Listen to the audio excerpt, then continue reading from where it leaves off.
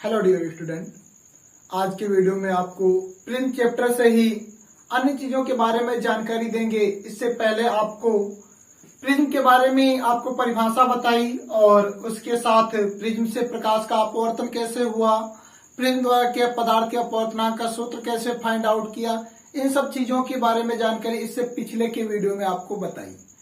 आज के वीडियो में हम आपको बताएंगे पतले प्रिज्म द्वारा उत्पन्न विचलन, और फिर उसके बाद में जानेंगे कि ये जो इंद्रधनुष बनता है किस प्रकार से बनता है, प्रिज्म में 7 रंगों का किस प्रकार से क्रम होता है, अर्थात कहना चाहे तो प्रिज्म द्वारा प्रकाश का वर्ण विक्षेपण समझेंगे। उसके बाद कोणीय वर्ण विक्षेपण भी बताएंगे और वर्ण विक्षेपण क्षमता, और इसके अंत में आपको हम रेले का प्रकीर्णन संबंधी नियम भी बताएंगे। देखिए, ये वीडियो बहुत ही इंपॉर्टेंट है सभी छात्रों के लिए, चाहे आप हाई स्कूल के स्टूडेंट हो, चाहे आप इंटर के हो, या आप अपर लेवल एग्जाम की तैयारी कर रहे हो। सभी क्वेश्चनों का समावेश आपको टोटल जानकारी वीडियो को अंतर्गत दे रहे हैं। पहले वीडियो में आपको 50% बता दिया प्रिज्म में, और शेष रही जानकारी आज के वीडियो में हम बता देंगे। 2 ही वीडियो बनाए हैं, ठीक है। इससे पहले का वीडियो जरूर देखना, उसके बाद में ये वीडियो आप लोग देखोगे, ठीक है। तो पहले हम आज डिस्कस करेंगे पतले प्रिज्म द्वारा उत्पन्न विचलन। ठीक है, जो पतले प्रिज्म द्वारा, तो इससे पहले को पतले प्रिज्म द्वारा उत्पन्न विचलन इसके बारे में जानकारी लेंगे। तो पतले प्रिज्म द्वारा उत्पन्न विचलन को जानने के लिए हम पतले प्रिज्म की परिभाषा को समझ लें। ठीक, कि पतले प्रिज्म की परिभाषा क्या होती है। ठीक, किसे पतला प्रिज्म कहा जाता है। प्रिज्म की संरचना जानते, प्रिज्म की परिभाषा बताई थी, किसी भी कोण पर समतल पृष्ठों द्वारा घिरा हुआ समान पारदर्शी माध्यम प्रिज्म कहलाता है। लेकिन पतले प्रिज्म की परिभाषा याद रखना कि ये जो प्रिज्म कोण है, ये प्रिज्म कोण ए, जो ए होता है वो बराबर हो 5 से या 5 से छोटा हो। मतलब ए जो है वो 5 से बराबर हो या 5 से छोटा हो, तो इस प्रकार का जो प्रिज्म होगा वो कहलाएगा पतला प्रिज्म कहलाएगा। ठीक, यानी कि एक ऐसा प्रिज्म जिसका प्रिज्म कोण 5 अंश या 5 अंश से कम होता है, बच्चों पतला प्रिज्म कहलाता है। ठीक है, क्या ऐसा प्रिज्म जिसका प्रिज्म कोण बोले, इसका दूसरा नाम भी कल बताया था प्रिज्म कोण का, अपवर्तक कोण। प्रिज्म कोण 5 अंश या 5 अंश से कम होता है, या पतला प्रिज्म कहलाता है।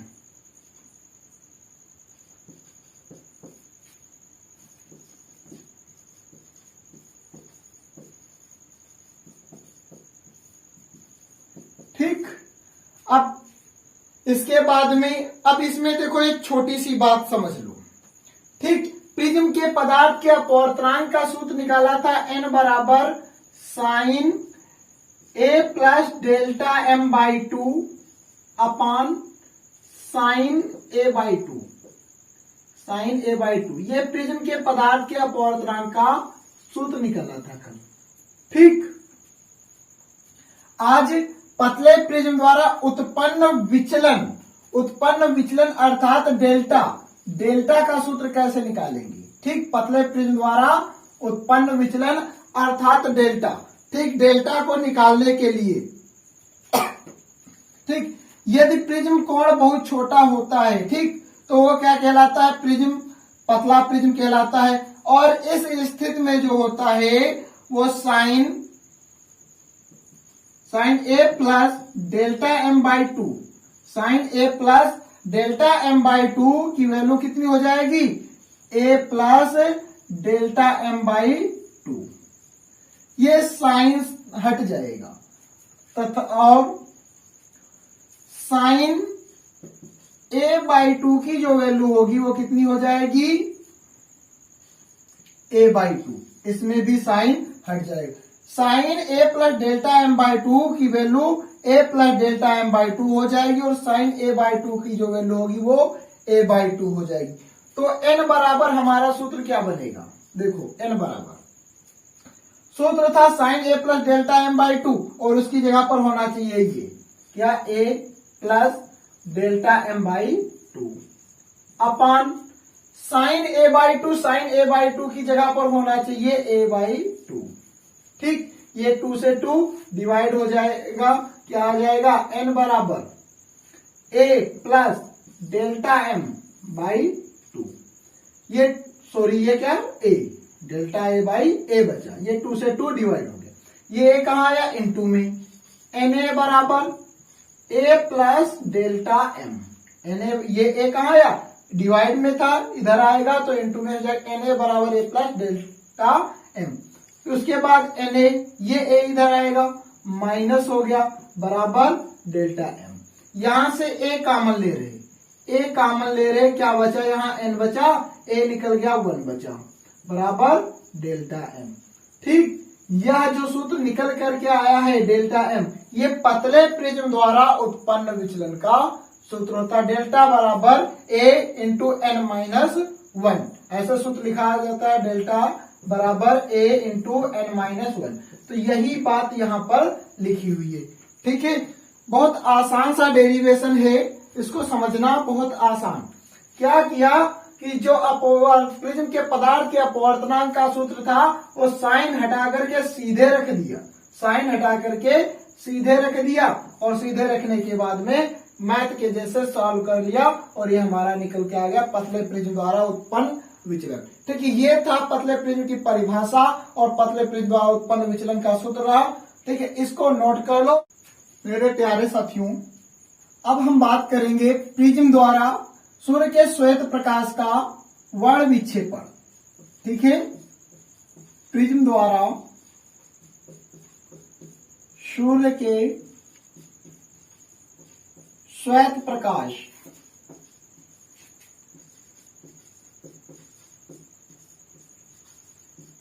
का वर्ण विक्षेपण।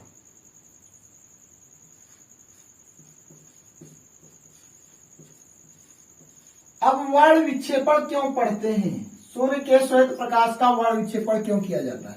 देखो, जो सूर्य का श्वेत प्रकाश है, ठीक, उसमें अनेक रंगों का मिश्रण होता है और इस मिश्रण को पृथक पृथक देखने के लिए हम प्रिज्म का प्रयोग करते हैं। और जब प्रिज्म द्वारा प्रकाश का अपवर्तन होता है तो अपवर्तित किरणों में ये रंग अलग अलग हमको दिखाई दे जाते हैं, इसलिए हम वर्ण विक्षेपण को पढ़ते हैं। देखो किस प्रकार से वर्ण विक्षेपण उस सही इसका, देखो ये है एक प्रिज्म, समझना।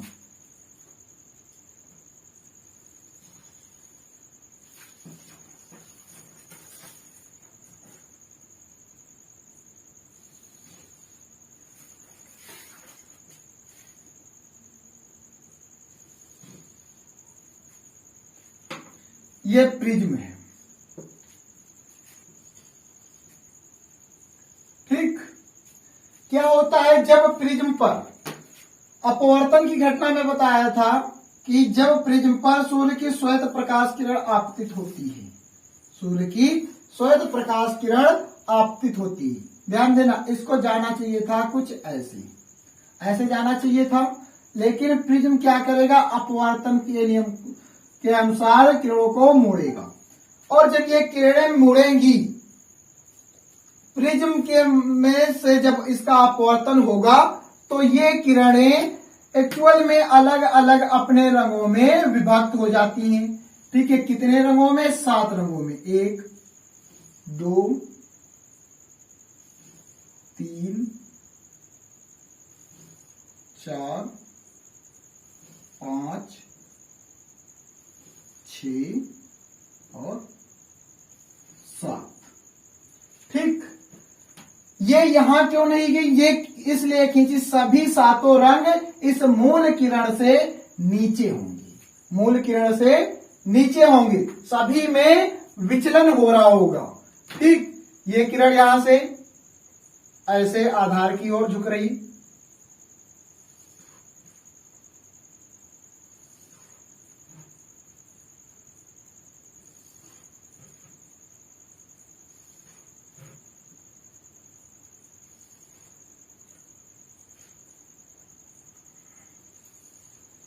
ठीक, ये क्रम होगा। ठीक, ये सभी रंग अलग अलग होंगे। अलग अलग किस प्रकार से होंगे? देखो, इसका एक क्रम याद रखोगे, V I B G Y O R। इस चीज को हम यहां पर बड़ा करके लिख देते हैं। ठीक, इस चीज को यहां पर हम, ये जो चीज है इसको यहां पर समझ लो जूम करके लिख दिया, R O Y G B I V, 3 3 6 1 7। ठीक है, 7 रंग हमको अलग अलग देखने को मिल सकते हैं। सबसे नीचे बैंगनी होगा आपका, बैंगनी, उसके बाद में जामुनी, बैंगनी के ऊपर जामुनी, जामुनी के ऊपर नीला, नीले के ऊपर हरा, हरे के ऊपर पीला, पीले के ऊपर नारंगी और नारंगी के ऊपर लाल। ये हमें रंगों का एक क्रम प्राप्त हो जाता है, जिसे विभोर से भी याद रखा जा सकता है, VIBGYOR, बैंगनी, जामुनी, नीला, हरा, पीला, नारंगी और लाल। क्या होता है? ठीक है, जब ये क्या है, सूर्य की श्वेत प्रकाश किरण है, क्या, सूर्य की श्वेत प्रकाश किरण,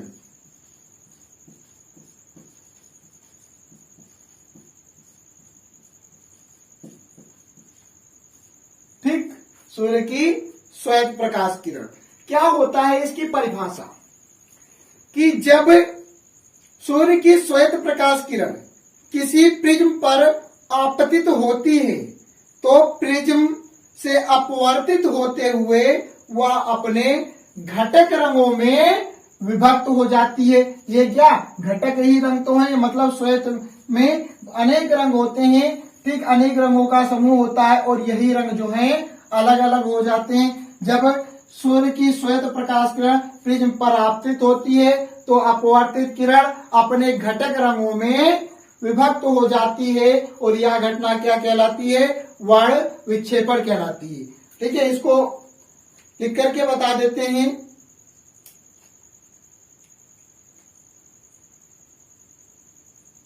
क्या, सूर्य का श्वेत प्रकाश, सूर्य का श्वेत प्रकाश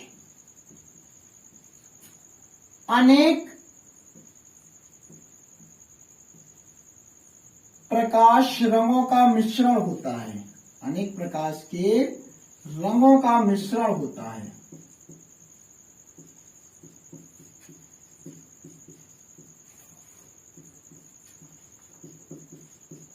मतलब श्वेत था और इसमें श्वेत में अनेक रंग मिश्रण, जो अनेक हैं वही तो घटक हुए। अब परिभाषा, क्या, जब सूर्य की श्वेत प्रकाश किरण, जब सूर्य की श्वेत प्रकाश किरण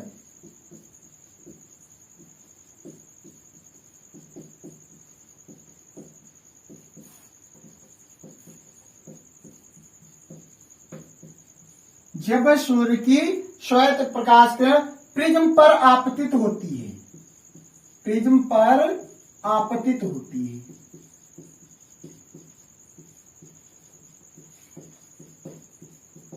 ठीक, क्या हुआ, पहले प्रिज्म पर आपतित होती, फिर क्या, अपवर्तित होती है, ठीक, तथा बाद में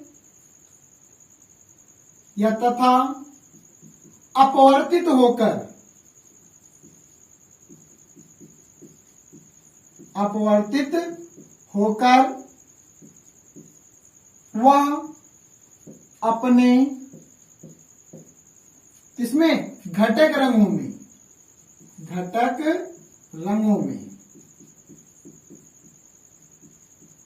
विभक्त हो जाती है।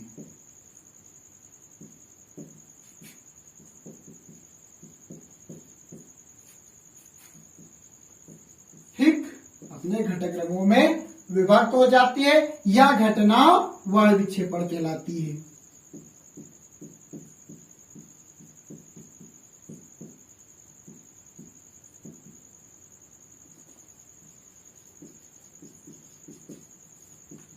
ठीक, तो वर्ण विक्षेपण की भी परिभाषा यहां से आपकी क्लियर हो जाएगी। अब इसके बाद कोणीय वर्ण विक्षेपण को समझना है।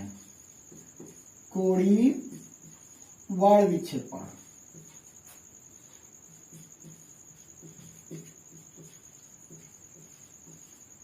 कोणीय वर्ण विक्षेपण का जो प्रतीक है वो थीटा होता है।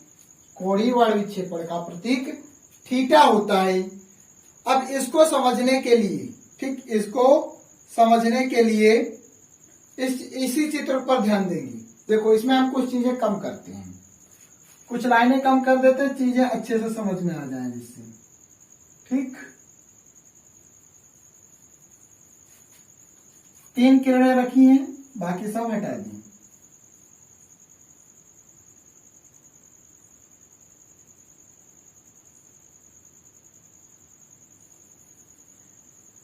ठीक, ये जो 3 किरणें रखी हैं, इसमें बैंगनी सबसे नीचे का और पीला जो है वो माध्य रंग होता है और लाल सबसे ऊपर का। ठीक, एक ये रंग रखा है, दूसरा ये रखा है और तीसरा ये रखा है। कोणीय वर्ण विक्षेपण, कोणीय वर्ण विक्षेपण को समझना। देखो, अगर ये आपतित किरण ऐसे आगे और बढ़ रही होती, आपतित किरण जो थी, ये आपतित किरण अगर आगे और बढ़ रही होती, देखो, तो प्रत्येक रंग के लिए हम विचलन अलग अलग लिखेंगे। ये किरण ऐसे और आगे बढ़ रही। ठीक, सॉरी, इसको चेंज कर देते हैं थोड़ा। देखो, ठीक, ये आपतित किरण थी। आपतित किरण आगे बढ़ रही और ये जो लाल किरण है, लाल रंग, तो लाल रंग का इतना विचलन हुआ। ठीक, लाल रंग का इतना विचलन हुआ जिसे हमने लिखा डेल्टा आर। आर मतलब रेड। ये पीला है, पीला रंग, तो पीला रंग इतना विचलित हो गया, पीले को यहां होना चाहिए था, ऐसे इतना विचलित हुआ। ये हुआ डेल्टा वाई। ये बैंगनी, बैंगनी ये इतना विचलित हो गया। ठीक, तो ये डेल्टा वी। ये प्रत्येक रंग के लिए अलग अलग इसी प्रकार से विचलन सातों रंगों के लिए अलग अलग होता। प्रत्येक रंग का विचलन जो है वो अलग अलग होता है। अब कोणीय वर्ण विक्षेपण, कोणीय वर्ण विक्षेपण होता है किन्हीं भी दो रंगों के बीच। ठीक, किन्हीं भी दो रंगों के बीच। देखो, थीटा निकालते कैसे, समझो, पहले चित्र समझो। क्या हुआ, हमने आर को, ये आर पीछे बढ़ाया। ठीक, ये आर पीछे बढ़ा दिया। ये जो लाल रंग की किरण थी उसको पीछे बढ़ाया और ये जो बैंगनी थी इसको भी पीछे बढ़ाया। इस बैंगनी किरण को भी पीछे बढ़ाया। तो पीछे बढ़ाने पर क्या हो रहा है कि ये किसी एक बिंदु पर ये दोनों किरणें मिल जाएंगी। किसी भी एक बिंदु पर ये दोनों किरणें मिल जाएंगी। तो इन दोनों किरणों के बीच जो कोण होगा, इन दोनों किरणों के बीच जो कोण होगा वो होगा थीटा। ठीक, और ये किसके बराबर होगा, ये बराबर होगा आपका डेल्टा वी। मतलब हमें इतना कोण चाहिए, हम कितना लिखेंगे, पहले पूरा कोण, डेल्टा वी लिखा, पूरा कोण लिखा। उसके बाद में हमें चाहिए था सिर्फ इतना, हमने लिख लिया इतना, मतलब इतना ज्यादा लिखा, इतना ज्यादा मतलब डेल्टा आर ज्यादा लिख लिया, तो डेल्टा आर इससे कर दिया कम। ये कोणीय वर्ण विक्षेपण का सूत्र बनेगा। कोणीय वर्ण विक्षेपण, ठीक है, बहुत आसान है। क्या होता है, किन्हीं दो रंगों के निर्गत प्रकाश के बीच, किन्हीं दो रंगों की निर्गत प्रकाश किरणों के बीच के कोण को, उन रंगों के बीच कोणीय वर्ण विक्षेपण कहते हैं। ये निर्गत प्रकाश की किरणें थी, इनके बीच जो कोण बना है, इसी कोण को क्या कहते हैं? कोणीय विक्षेपण कहते हैं। किन्हीं दो निर्गत प्रकाश किरणों के बीच, किन्हीं भी दो निर्गत प्रकाश किरणों के बीच बने कोण को क्या? कोणीय विक्षेपण कहते हैं। ठीक है। उसके बाद में इसका एक सूत्र और, प्रिज्म कोण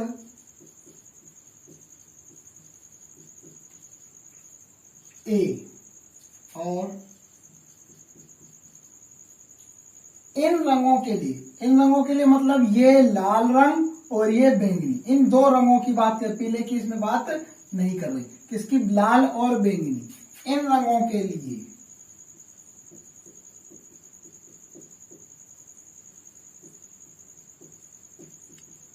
प्रिज्म के पदार्थ का अपवर्तनांक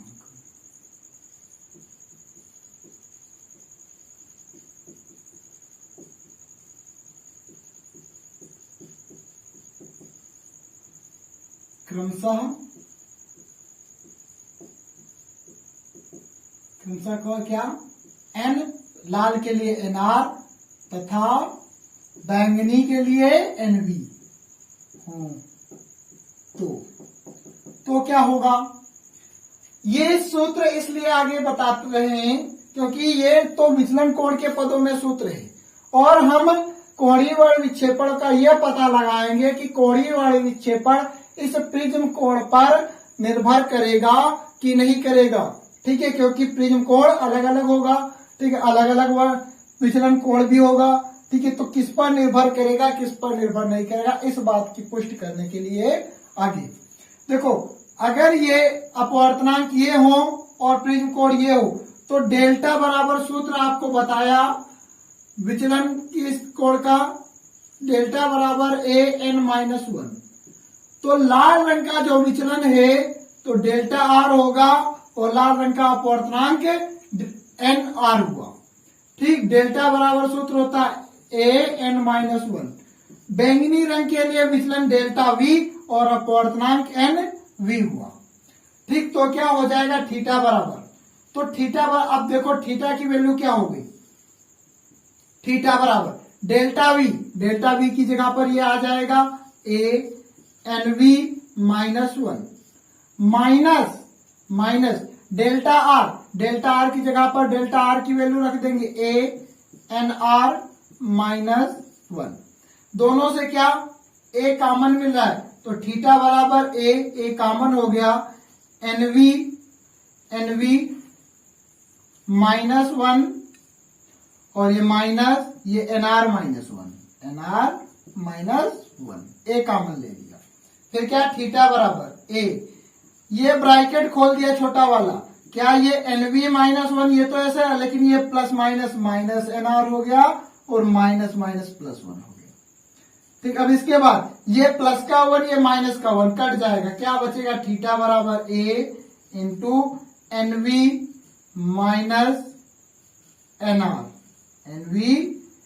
इंटू NR। ठीक,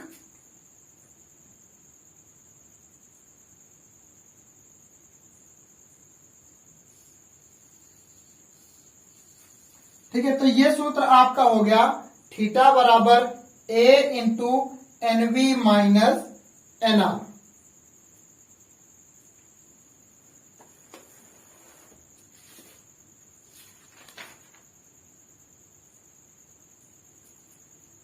अब आपके पास थीटा के दो सूत्र हैं, एक तो आपका थीटा बराबर delta V minus delta R और दूसरा सूत्र आ गया थीटा बराबर A इंटू NV-NR। ठीक है, ये दोनों ही सूत्र आपके इंपॉर्टेंट है, इन दोनों को ही याद रखना। इन दोनों को ही हम कोणीय विक्षेपण कहते हैं। ठीक, यानी कि जो कोणीय विक्षेपण होता है वो प्रिज्म कोण पर भी निर्भर करता है, प्रिज्म के अपवर्तनांक पर भी निर्भर करता है और विचलन कोण पर तो निर्भर करेगा। ठीक है, तो ये आपका दूसरा सूत्र और ये पहला, दोनों को आप याद रखोगे और इसको नोट कर लो।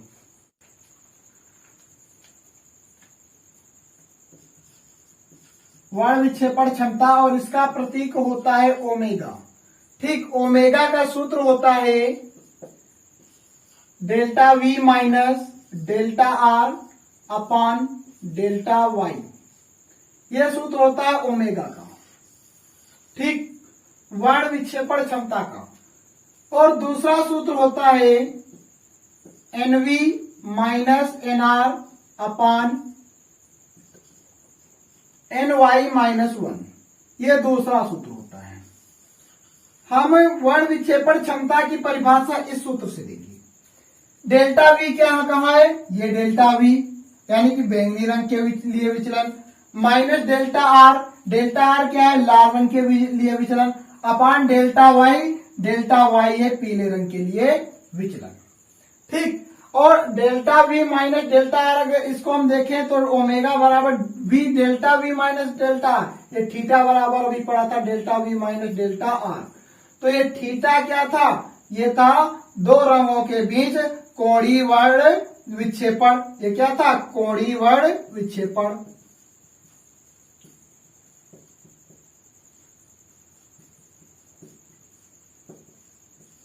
ठीक, कोणीय वर्ण विक्षेपण था। ठीक, किसके लिए ये लिखा है कोणीय वर्ण विक्षेपण, बैंगनी और लाल के लिए, बैंगनी और लाल रंग के लिए। नीचे में क्या लिखा है, पीले रंग का विचलन लिखा है। ठीक, पीले के लिए विचलन लिखा है। बन गई परिभाषा, देखो ये अनुपात का निशान है। ठीक, क्या किसी पतले प्रिज्म द्वारा निर्गत बैंगनी और लाल रंगों के बीच उत्पन्न कोणीय वर्ण विक्षेपण, बैंगनी तथा लाल रंगों के बीच उत्पन्न कोणीय वर्ण विक्षेपण तथा माध्य पीले रंग के लिए उत्पन्न विचलन कोण का अनुपात वर्ण विक्षेपण क्षमता कहलाता है। किसी पतले प्रिज्म द्वारा निर्गत प्रकाश के बैंगनी और लाल रंगों के बीच उत्पन्न कोणीय वर्ण विक्षेपण तथा माध्य पीले रंग के लिए उत्पन्न विचलन का अनुपात क्या कहलाता है, कोणीय वर्ण विक्षेपण क्षमता कहलाती है। ठीक है, सूत्र आपका हो जाएगा डेल्टा ओमेगा बराबर delta V minus delta R upon delta Y, ये सूत्र हो जाएगा। अब इसका दूसरा सूत्र देखो, इसका दूसरा सूत्र कैसे आया, वही बात फिर से, यदि प्रिज्म कोण ए और इन रंगों के लिए प्रिज्म के पदार्थ का अपवर्तनांक एनआर एनवी और क्या, और पीले रंग के लिए क्या हो जाए, एनवाई हो जाए तथा एनवाई हो तो क्या हो जाएगा, डेल्टा वी बराबर ए एनवी माइनस 1 हो जाएगा, डेल्टा आर बराबर ए एनआर माइनस 1 हो जाएगा, और डेल्टा वाई बराबर ए एन वाई माइनस 1 हो जाएगा। अब ये जो वैल्यू है ये उठा करके किस में रख दें, अपने मूल सूत्र में रख देते हैं। क्या लिखा है मूल सूत्र, ओमेगा बराबर डेल्टा वी की जगह पर ये वैल्यू आ गई A into N V minus 1 minus delta R की जगह पर डेल्टा आर की वैल्यू रख दो A into N R minus 1 upon delta Y, तो डेल्टा वाई की वैल्यू रख दो ए एन वाई माइनस 1। फिर क्या, ऊपर से ए कॉमन मिल जाएगा, ओमेगा बराबर ए कॉमन मिल गया। देखो N V minus 1 minus N R plus 1, क्या यही बचेगा। ठीक है, ये माइनस हो गया, ये प्लस हो गया, दो लाइनें एक साथ हल कर दी, upon A N V minus N Y minus 1। क्या हुआ, ये कट गया, सूत्र क्या बन, और ए से एक घट जाएगा, क्या बन गया, ओमेगा बराबर सूत्र आ गया N V minus N R upon N Y minus 1। ये हमारा दूसरा सूत्र प्रूव हो गया। ठीक है, ये तो क्या जो वर्ण विक्षेपण क्षमता होती है इसमें क्या नहीं है, प्रिज्म कोण लापता है, ये खत्म हो गया। मतलब जो कोणीय वर्ण विक्षेपण था वो प्रिज्म कोण पर निर्भर करता है, लेकिन जो वर्ण विक्षेपण क्षमता है वो प्रिज्म कोण पर निर्भर नहीं करती है। ठीक है, ये बात भी याद रखना। यहाँ पर ये नया पॉइंट बना कि कोणीय वर्ण विक्षेपण जो है प्रिज्म कोण पर निर्भर नहीं करता है। इसको भी नोट कर लो, इसके भी दो सूत्र हैं, दोनों लिख लो। वर्ण विक्षेपण क्षमता, प्रकाश का प्रकीर्णन।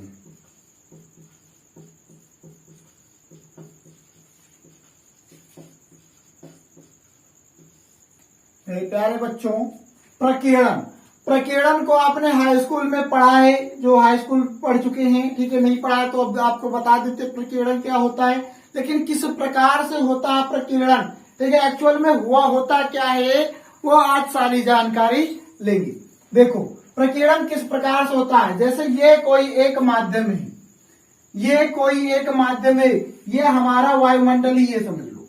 ठीक है, इसमें बहुत से मिट्टी, धूल, वायु आदि के कण हैं। मिट्टी, धूल, वायु आदि के बहुत से कण इस माध्यम में उपस्थित हैं। ठीक है, तो क्या होता है, जब प्रकाश किसी ऐसे माध्यम में प्रवेश करता है जिसमें मिट्टी, धूल, वायु आदि के सभी कण उपस्थित, लेकिन शर्त क्या है, इन कणों का आकार प्रकाश की तरंग दैर्घ्य अर्थात लैम्डा। ठीक, लैम्डा क्या होती है, तरंग दैर्घ्य।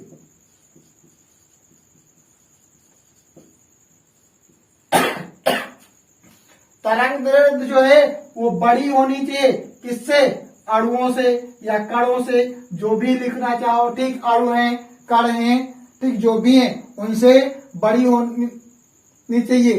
अणु क्या होने चाहिए, छोटे होने चाहिए। तो छोटे ही लोग बड़ी चीज से लेते हैं। ठीक है, तो क्या होता है, जब प्रकाश किसी ऐसे माध्यम से गुजरता है जिसके कणों का आकार या अणुओं का आकार प्रकाश की तरंग दैर्घ्य से छोटा होता है।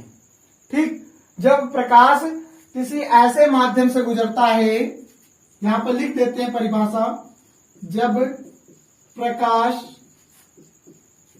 किसी ऐसे माध्यम से गुजरता है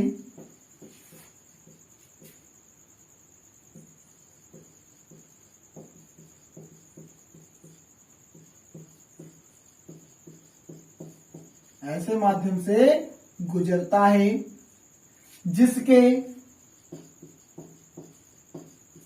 कणों का आकार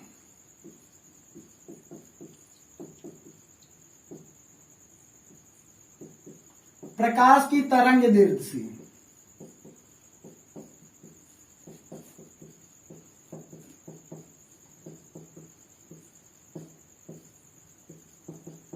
छोटा होता है। ठीक, कणों का आकार क्या होना चाहिए, प्रकाश की तरंग दैर्घ्य से छोटा। तो कण क्या करेंगे, प्रकाश की तरंग से ऊर्जा को अवशोषण कर लेते हैं। ठीक, तो कण प्रकाश ऊर्जा को अवशोषित कर लेते हैं।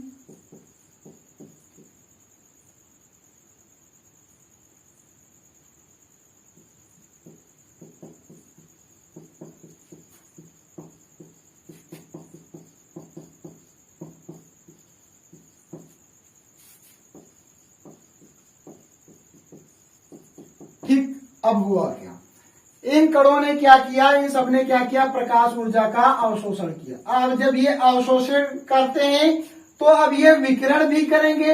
ये अपने चारों दिशाओं में फिर क्या करेंगे, विकिरण करने लगते हैं।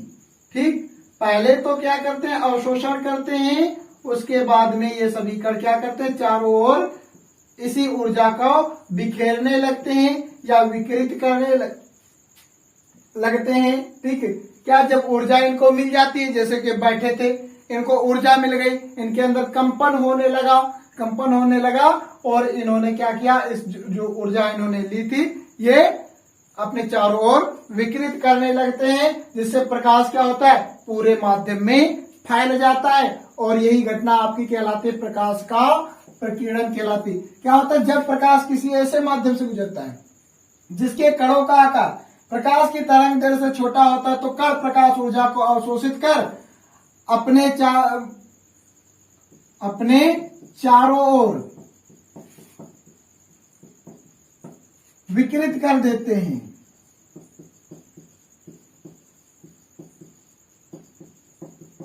विकृत कर देते हैं या फैला देते हैं।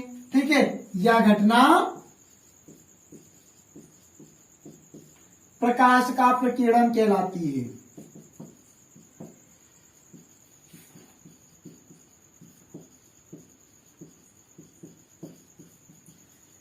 या दूसरे शब्दों में अगर बात करें तो क्या किसी माध्यम में उपस्थित कणों द्वारा प्रकाश ऊर्जा को अवशोषित करके विकृत करने की क्रिया को क्या कह लेते हैं? प्रकाश का प्रकीर्णन कहते हैं। दूसरी परिभाषा है। ठीक है, अब इसके बाद में एक और पॉइंट आपको बताएंगे, यह परिभाषा भी नोट कर लो। ठीक है, दूसरी परिभाषा भी आपको बोल देते हैं, वो भी नोट कर लो।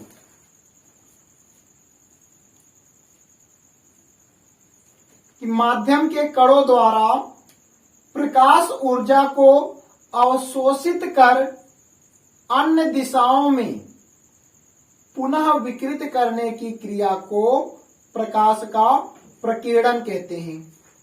ठीक है, नियम। ठीक है,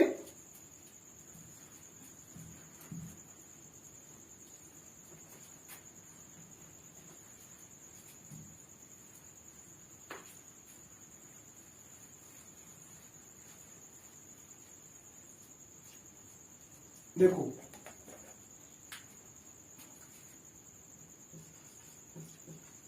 लॉर्ड रेले का प्रकीर्णन नियम।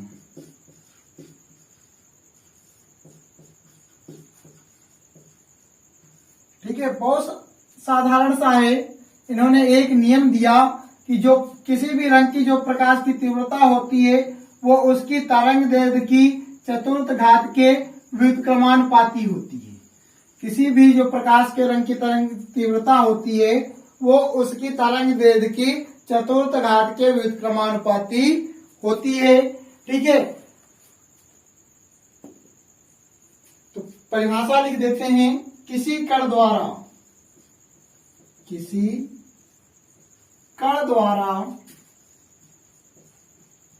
प्रकीर्णित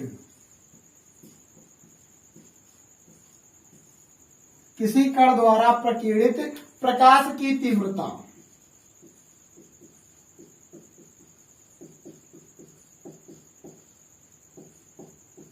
उसकी तरंग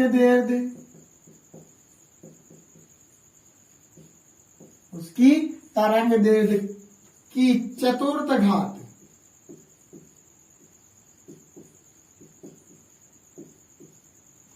के व्युत्क्रमानुपाती होती है।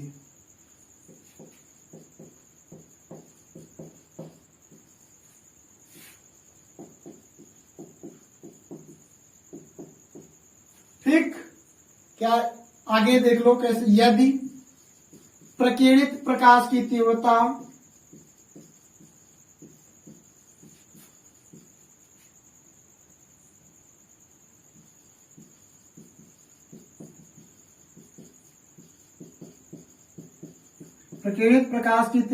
I तथा तरंग दैर्घ्य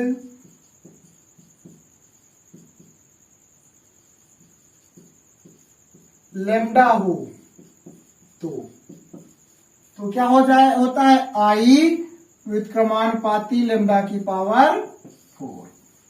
ठीक है, छोटा सा नियम है लॉर्ड रेले का। इन्होंने बताया अगर किसी भी प्रकाश की तरंग दैर्घ्य ज्यादा होगी तो उसकी तीव्रता कम होगी, प्रकीर्णन कम होगा। ठीक, अगर तरंग दैर्घ्य कम हुई तो तीव्रता ज्यादा होगी, प्रकीर्णन ज्यादा होगा। ठीक, मतलब अगर ये ज्यादा तो ये कम और ये ज्यादा तो ये कम।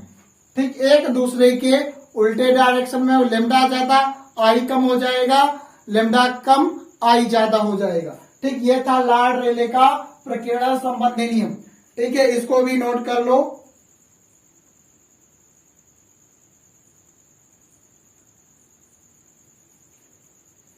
ठीक है, इसमें एक कंडीशन होती है कि जो कण है, ये जो कण है इसका आकार इसकी तरंग दैर्घ्य की तुलना में बहुत ही छोटा होना चाहिए। ठीक, कण का जो आकार है वो तरंग दैर्ध्य की तुलना में बहुत छोटा होना चाहिए।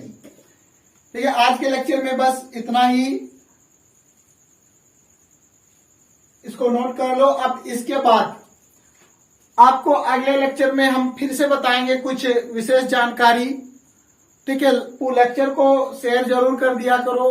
ठीक है, लाइक किया करो। अगर चैनल को पहली बार विजिट कर रहे हो तो चैनल को सब्सक्राइब कर लो, जिससे हमारे आने वाली नई वीडियो की अपडेट्स की नोटिफिकेशन आपको जल्दी से अपने आप ही मिल जाएगी। ठीक है, ज्यादा से ज्यादा सेक्शन को शेयर किया करो, ज्यादा लोग जुड़ो। ठीक है, वीडियो को लाइक करो, इससे हमें भी पता चलता है कि आप लोग देख रहे हैं या आप लोगों को क्लास हमारी अच्छी लग रही है।